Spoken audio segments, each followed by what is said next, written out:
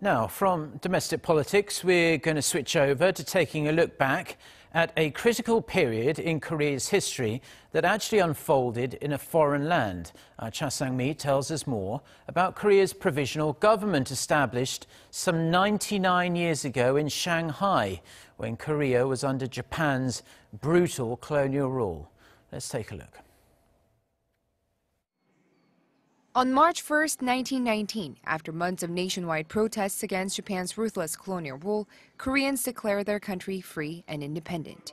With the March 1st movement as a catalyst, Korean independence activists in Shanghai established a provisional government in April the same year, 9 years after Japan forcefully annexed Korea in 1910.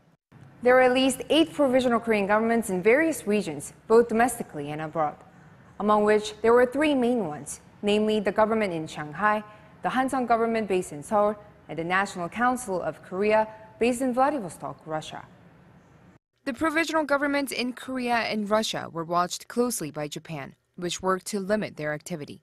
That prompted the decision in September 1919 to join the 3 main ones together in Shanghai. Experts say the Chinese city was chosen for geopolitical reasons. Shanghai was an ideal place for the establishment of the provisional government because it was an international city, a commercial and diplomatic hub.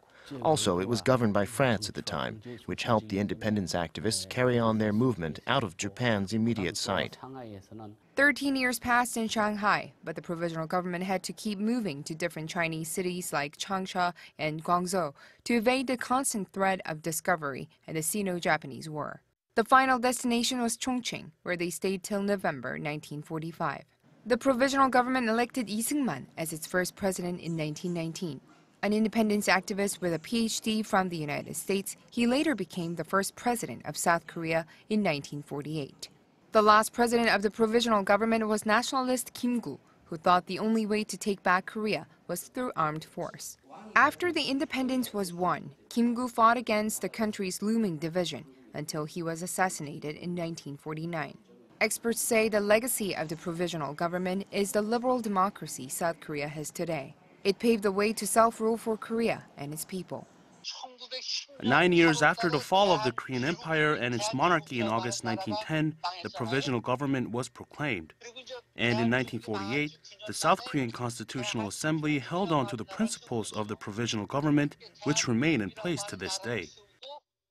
South Korea also owes its official name to the provisional government, the Republic of Korea. Its national anthem, 애국가, also comes from the same period. Cha Sang-mi, Arirang News.